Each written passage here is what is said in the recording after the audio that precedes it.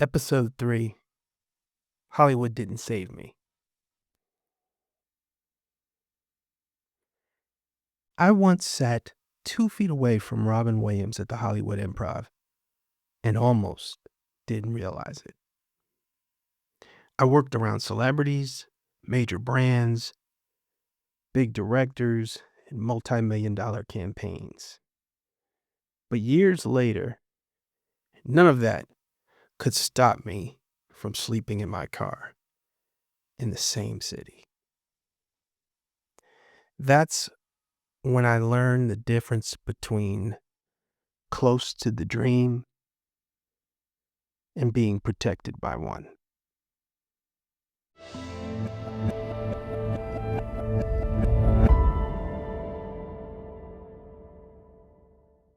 New York gave me the dream. Hollywood showed me the illusion.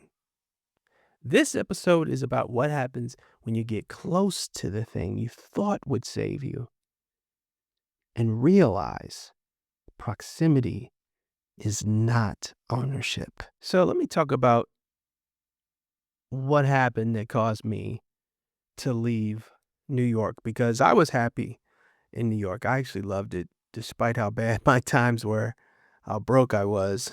Um, I had made a good family out of friends there.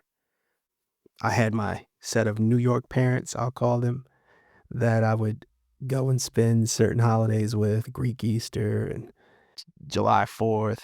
So let me talk a little bit about how I made the transition from New York to Los Angeles, because I really love New York, and I I would have stayed there much longer than I was there. 4 years, just over 4 years, and I would have stayed there longer. But yeah, the only thing, I was sick of the winter. I was tired of that, tired of snow. I wanted to escape that. Um, but what happened? What transpired was me and a couple buddies were working on an idea. It was mainly the two of them. They had come up with this. It was a short script. I think it was only 10 pages at the time, for like some sci-fi channel competition. And I took a look at the script, and it didn't make a whole lot of sense to me, but I thought the premise was really, really clever.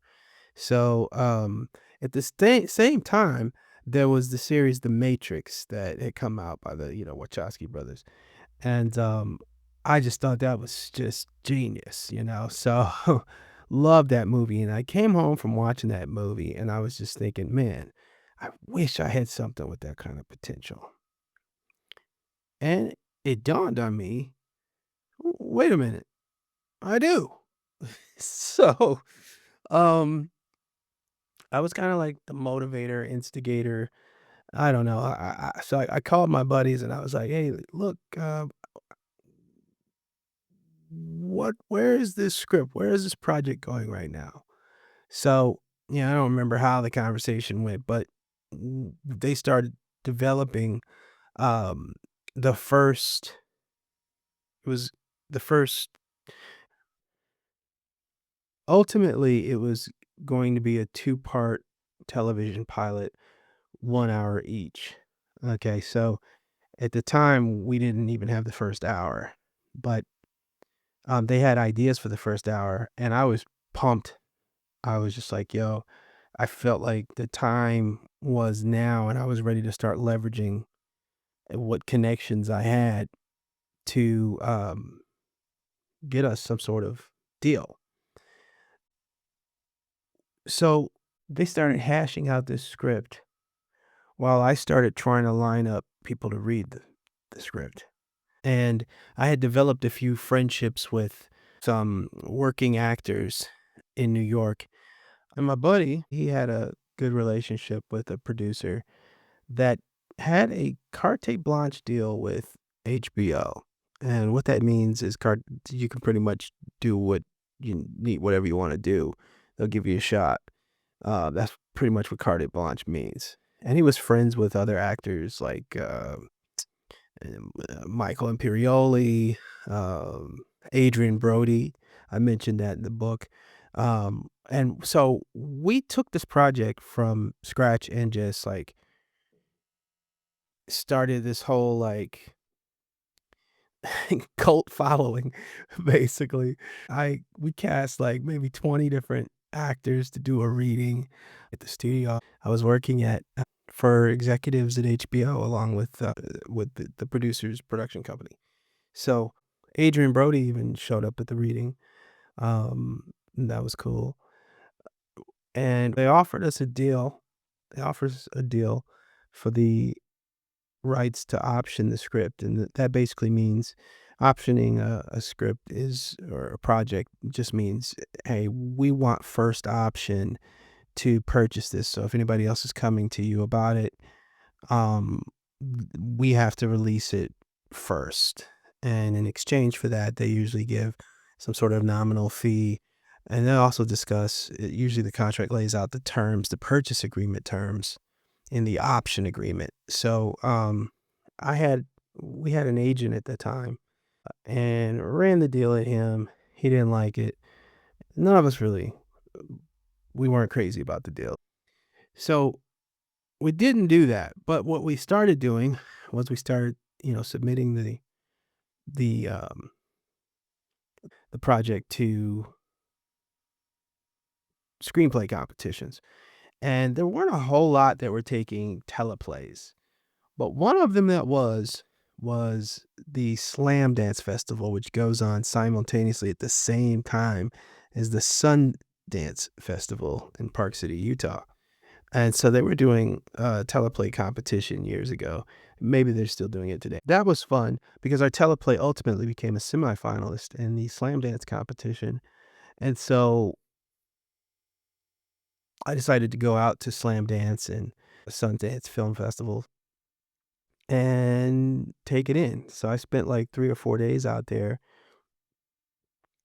Turns out I met the executive from Fox that was optioning scripts. Okay. They were going to produce whoever was the winner of the competition. And turns out we were a semifinalist. So we were like in the top 15 or something like that. Um, and many of the festival organizers that I spoke to were saying, hey, for a long time, this was it. This was the winner. This was the script that we thought we were going to give the grand prize to. But ultimately, there was this was kind of this was the time when what was that show? Oh man, it had Terry Hatcher, Desperate Housewives, something like that. I think that was the name of the show. This is right around the time when TV networks were looking at shows like they were moving away from the Matrix type sci-fi effects heavy content and moving more into like suburbia sets that were very easy to create. Um, so, but at the festival, I met with the Fox executive, and it was he was very, very high on our material on our teleplay, and even opened the lines of communication. He gave me his phone number. It was like he couldn't tell me who won the contest, but he basically said I could give him a call and I could pitch him other material if I wanted as well. So that was like, I felt like that was a huge win. The only thing was that his office was in LA. So this was a big part of my decision to leave New York and go to LA. Because he had already optioned one of our one of our projects, and he was giving me the access, right? He was giving me access to connect with him and continue to pitch projects to him directly. So I felt like, man, you know what? I felt like I was going to make the pilgrimage to sunny LA, right? Trade in the skyscrapers for the palm trees. That was my thinking. So I felt like momentum the momentum and, the project was opening a door, an opportunity that I just needed to walk through, okay? Mm. I had some family in LA. I didn't have any family in New York, but I did have, um, a great aunt, great uncle, and then my mom's oldest sister and her family. So I had, like, a good size family in Los Angeles, and, I always wanted to go there, always wanted to live there. It was just a question of when. So herein lies the opportunity, and I took it. Um, when I got there, I don't know if I'd even been there a month. The executive and I met up one night. We went to go see a play, and he let me know that they were not gonna produce the project that he was high on through the Slam Dance Festival. So that was really quite disappointing, but, um nonetheless, he still gave me an open door policy.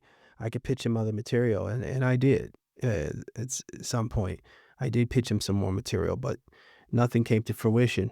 But that was like that Fox option. That's what put the decision over the top that I was gonna go ahead and leave New York.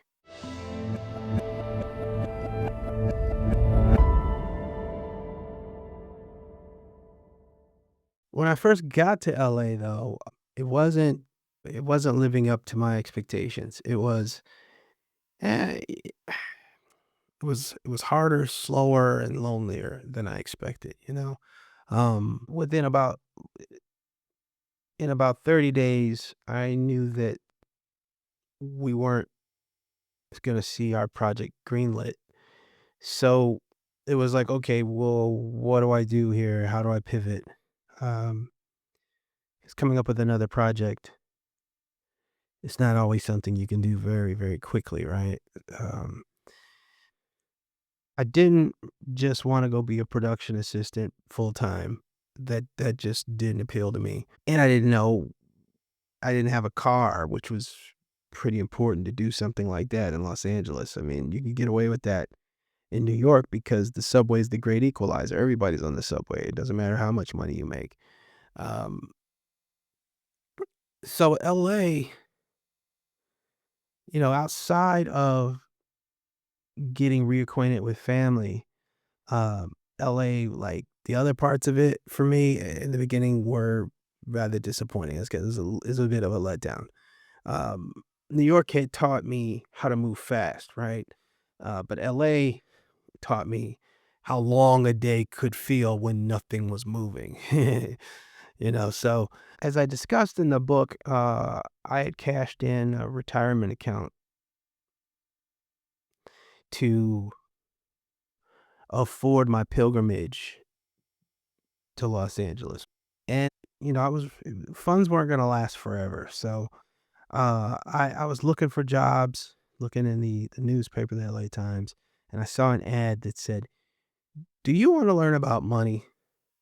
And ultimately, this was a job opportunity as a mortgage banker in Beverly Hills, where I end up learning credit reports, refinancing, basically all the mechanics of usually their biggest financial decision when they're purchasing a home. So I thought the mortgage job was like a detour at first, but looking back, I guess that was like the first clue that my future would somehow involve teaching people about money.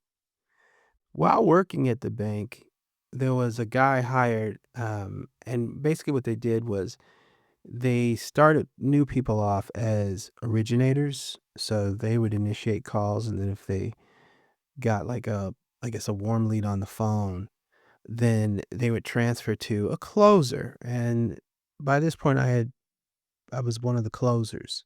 So I was assigned this guy, we'll call him PK, and PK was a comedian, and we go out to lunch together and just talk, and uh, we talked about both of us would talk about like the entertainment business, and it turns out he was producing comedy shows at the Hollywood Improv.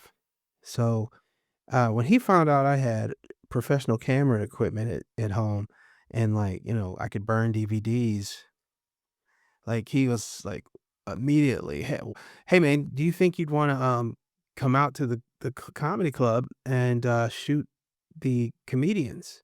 Right? And, they paid me, I think I would get, like, 25 bucks per comedian to record their set, which was, like, 8 to 10 minutes. It all depended on how many comedians were in that show that evening. So, and some nights he would do, like,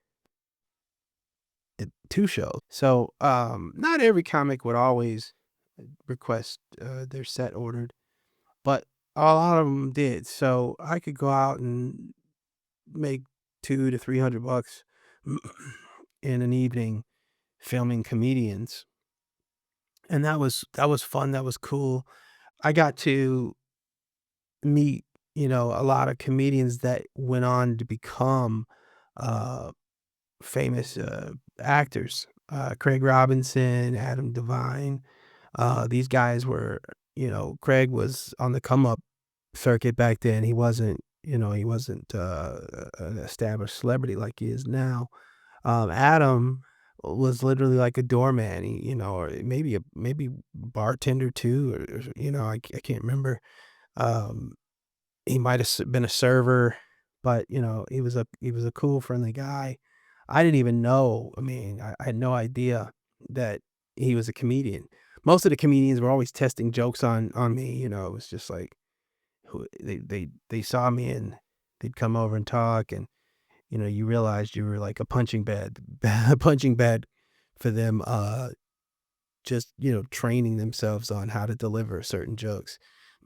So that caused me sometimes to go in and, look for a quiet corner to be alone, before the shows so I could set up, kind of meditate on what was getting ready to happen, and, just kind of enjoy the calm and quiet before going in and shooting these performances. And one night, I deliberately went to, like, the furthest corner of I could find, the most isolated section, and I sat down there and ordered, like, my favorite meal from them, the Improv burger. It was so good. And I don't know, maybe, like, 10 minutes into it, like, somebody had the nerve to walk right over to me and sit down. And there was, like, so many empty chairs. I'm like, "What? Why? Who is this? Why are they coming to sit by me?" But I was, at the same time, I was engrossed in my burger, so I didn't really look at them. I just kinda was, like, shocked. I was like, "Man, I came over here to be by myself, and here comes what is going on? Some comedian that's gonna try to make me laugh or say something, just try to get under my skin, see how he can get a reaction." Whatever. Turns out, like, I'm sitting there eating, and the producer of this particular, night's, show, he comes up. There was, like, a small crowd of people, him and, that producer, and I don't know, maybe a dozen other people, and they were kinda standing at the end of the bar, and they all of a sudden, the group walks over, and they walk up to this guy, and I just hear him say, "Robin, uh, you know, we just want you to know how much we all love you here. I'd be honored if you wanna be in my show tonight." And that's when I, like, realized, "Wait a minute, Robin. That's Robin Williams?" And I took a good look, and I'm like, "That's Robin Williams. Oh my goodness, I'm sitting next to Hollywood royalty here." Robin Williams. I couldn't believe it, you know, but big name comics will come in there unannounced so that they can practice material. They'll take 20 to 40, 45 minutes and no one's going to complain because, they might have bought a $20 ticket to see, no name comics, people that nobody heard of, or people that are, trying to make it. Funny guys, I'm not trying to take anything away from them, but they didn't pay Robin Williams ticket prices is what I'm getting at. They didn't pay Dane Cook, ticket prices. They paid to see, um, the funny guy that they know perform, and then all of a sudden, like, a big celebrity decided to show up that night and take over. And so, like, that would be cool. That kinda thing would happen. Those comedy shows was just it was a lot of fun.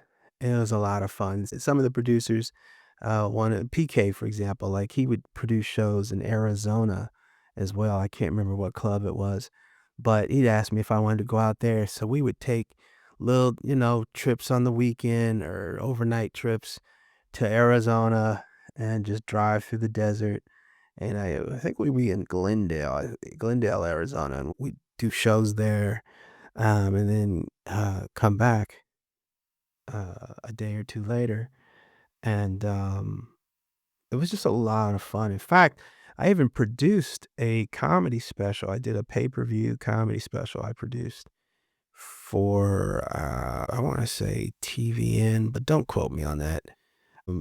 They were, a like, if you stayed at a hotel, you get pay-per-view type stuff from the boxes, that's not as big anymore. But at that time, that was still a thing to, like, have pay-per-view channels when you went to a hotel or when you were on a cruise or something like that.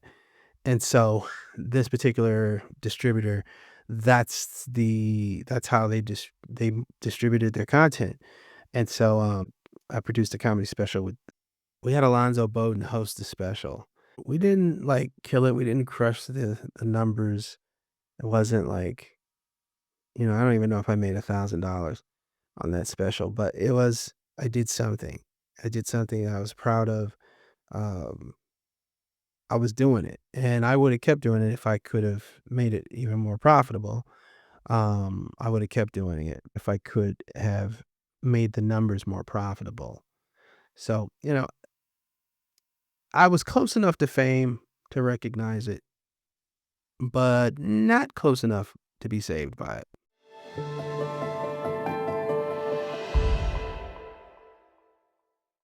Anyways, the housing bubble burst right around 2008. It, like, hit new lows, and, I just got out of the mortgage industry, completely.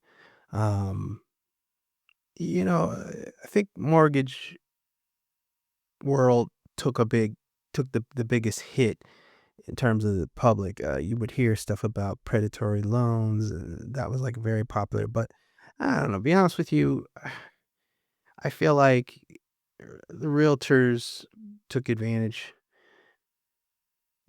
just as much as anybody. I mean, when the Fed Reserve, when they cut the interest rates, that just created a situation where, like, a realtor could justify saying, "Well, now that interest rates are lower on mortgages, people can afford to pay more for the house." And then if they're paying more for the house, then that means the realtor's making more commission. And the mortgage bankers, the loan officers, they don't have anything to do with setting the home prices or what the appraisals are going to come in at. They don't have anything to do with that. So, um, anyways, it was a tough time, and I was, I guess, disenchanted. And so the only move I felt like I could make was, hey, let me try to sell myself to LA casting directors. So I had bought a little rough looking car, and I was driving around to all these different studios. There was a lot of casting studios at the time in LA, maybe like 20 of them. And I would just go around and you know, try to be nice enough that they would give me a couple minutes to meet the casting director, or the casting associate or somebody that could put my name on the list to be called. But it wasn't always success. I wasn't always like that wasn't always enough because the casting director worked out of a certain studio, right? And so, like, if the studios didn't know you, they would feel this two things. They might not have the confidence that you actually know what you're doing, or they might have somebody, nepotism. They might have somebody that they wanted to plug into the casting world. So it could have been like one of those two reasons that could keep you at bay, keep a new guy at bay. But there was one particular casting director that she was pretty nasty. She could be pretty mean. Casting directors aren't known for their jovial nature by and large. And this one she could be pretty abrasive to people. And so, like, it was to the point where the studio that she was doing all her work out of, even though she's making them tens of thousands, maybe more, per year, maybe hundreds of thousands. They were giving her the boot. They just didn't want to deal with her nonsense anymore. And so she burnt out all the other camera operators that they threw at her. So one day I get a call, "Hey, can you come in and do this job for blankety blank?" And so I took that, and probably one of the worst jobs in my I just was not prepared for what I walked into, but I got through it. I got through it, and I got more work. She ended up having to leave that studio, and when she went to her next studio, it was a brand new studio that needed clients, and they gave her a chance in there, and she brought me along. So, um, that was helpful. That was helpful for me because I had a regular client. But they, probably within the first 6 months, maybe like 3 months, you know, th- she we had a fallout between the two of us, and then I was kind of back on the market trying to find somebody. Uh, so I realized, like, hmm, can't really just like count on a relationship with one casting director. Can't count on that because if they decide to cut me loose, um, you know, I could find myself in a situation where I'm in a situation and I got nothing going on. So I was really going around the town trying to meet all the casting directors. And I was leaving my name, my number, and finally I get this was hilarious. I get this call from a casting director that says, she says, "I heard that you I've done a lot of work for a different casting director, okay, that I had never worked a day for, never. And I wished I had worked for her, but I'm thinking, no, that wasn't me. You got the wrong person." But I just rolled with it. I'm like, uh-huh. So they said I did a lot of jobs with them. And she was like, "Yeah. So, you know, I'd like to try you out. Can you think you can, work this week, or, are you available this week at all?" And I was like, "Yes." Okay. So, I realized right then that was kind of the okey doke. What happened was one casting director was calling another casting director for a referral for someone like me.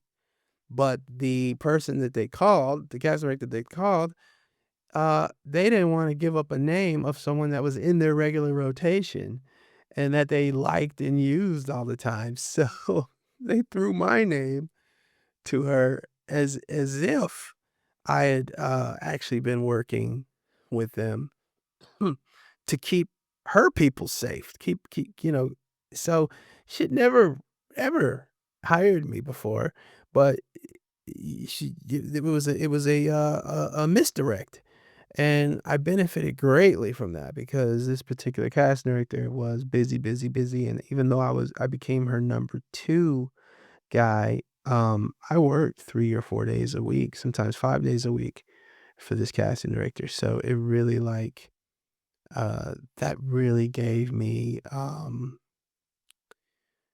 strong, strong exposure and momentum in the casting game. And I was able to, in what free days I had, I was able to, go around, tell other casting directors that I was working with this particular company, this particular casting director, and leverage that into more clientele.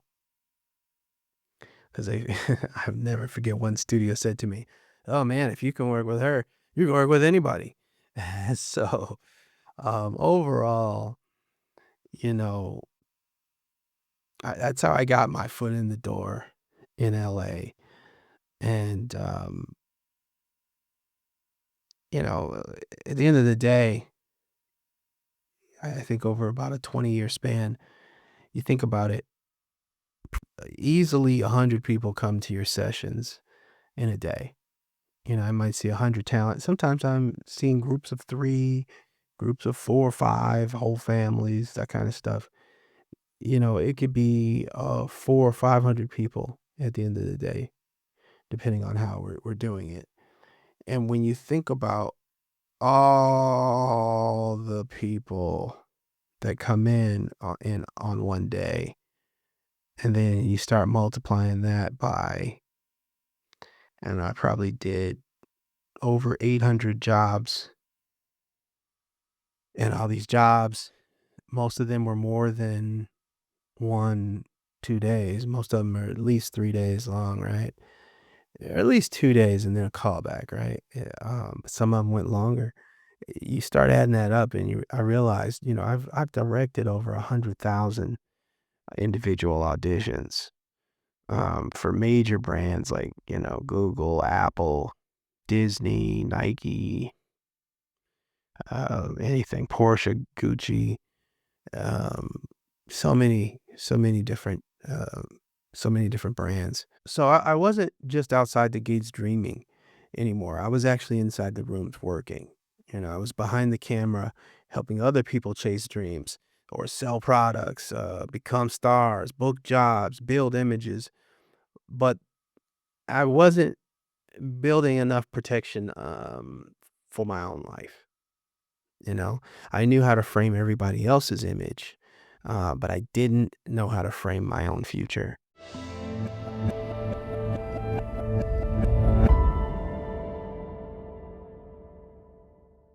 Hollywood, it's really a dichotomy of truly great people, truly great artists, and then truly not so great people and truly not so great artists that somehow talk themselves, or got themselves in a position to get work, whether they're a director or a commercial director that was a relative of somebody, a famous movie director. Nepotism is really strong in the industry, and it's unfortunate because, like, I think it's unfortunate. I understand why people wanna work with people that they know and that they feel they can trust, but it's a bit beyond that, and it's not just Hollywood business, let's be real. It's in all businesses, but it's especially in Hollywood business. Somebody finds out you're, yeah, I'm just making this up, Will Smith's cousin or Quentin Tarantino's niece or whatever, and the next thing you know, they're able to book a job directing commercials, making, 25,000 dollars a day, um, shooting some campaign for Visa over in Mexico. They're flying you to Tahiti or whatever to show all the things you can buy with this particular credit card. It's just like, it's unfortunate because it's like, or at least maybe I'm a little jaded about it because I sat there and I put in the time and I did my 10,000 hours of directing and really building that muscle up. I know how to talk to talent, but yet, I didn't have I didn't, even with that resume, I didn't have, I couldn't, I couldn't get a commercial directing. Well, I actually did, but not like national, um, national ad campaign. I did direct some web commercials for some pretty major company, but I did not. Uh, I wasn't pulling in 25,000, 20,000, even $5,000 a day, which is generally the what you would start at as a commercial director, just cutting your teeth in the industry. Um, so what you learn, you know, there are people that are gracious and playful, collaborative, top tier professionals. And then there's people that are just, like trying to look great. And for them to do that, I met a director that would wear a cape to to all the auditions. He wore a cape. Um, I met people that it just seemed like they enjoyed being rude to others. That gave them some sort of uh, did something for the ego. I had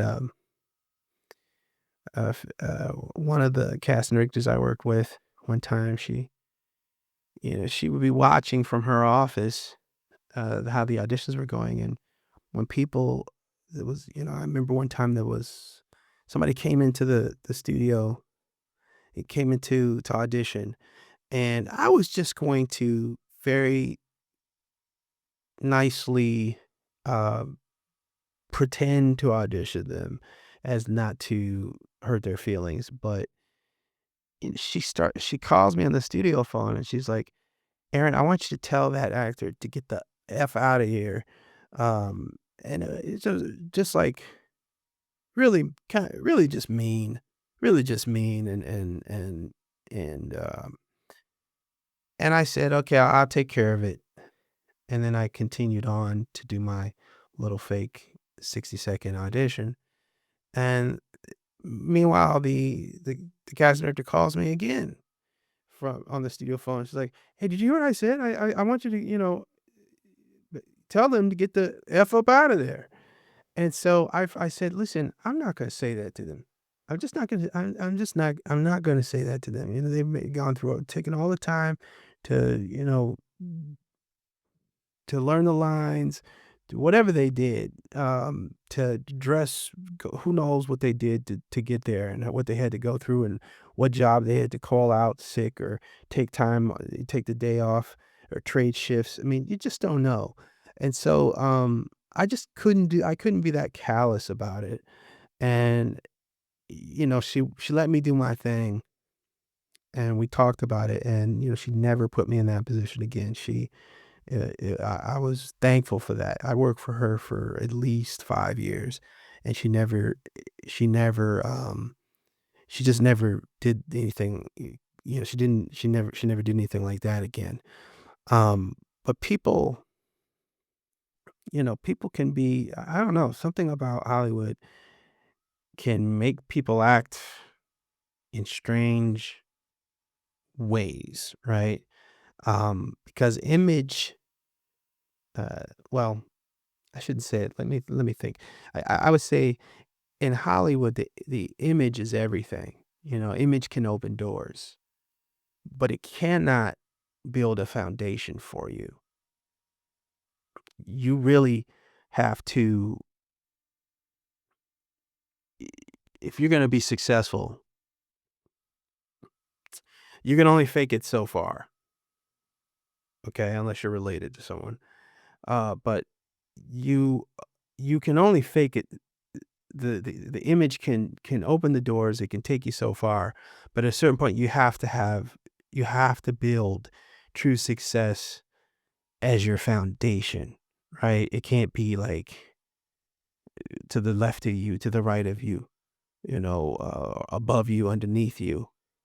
You have to really cultivate true success to last. Okay, so let me bring the episode home for all you listeners. Hollywood taught me how easy it is to confuse motion with progress, access with ownership, an image with security. I was busy, I was talented. I mean, I was connected. Okay. I was busy doing the casting. I was a talented writer. I had an agent. I had an open door policy with VP executive at Fox, and I was connected, right? But I was not protected. Okay. It wasn't enough. So, my closing question to you is, what are you close to that you have mistaken for security? What are you close to that you have mistaken for security?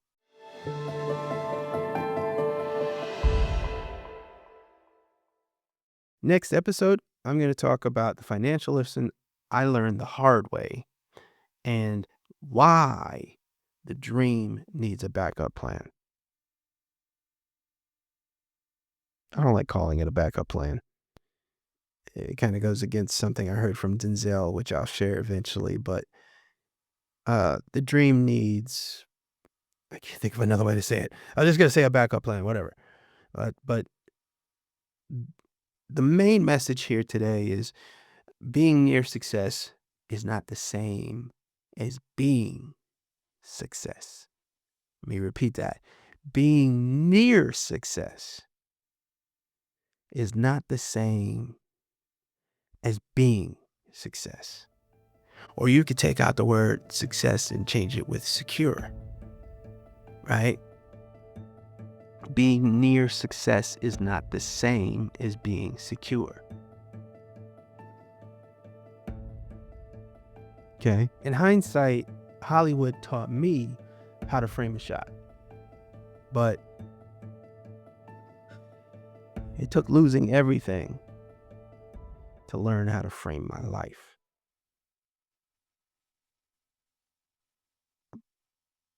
Thank you so much.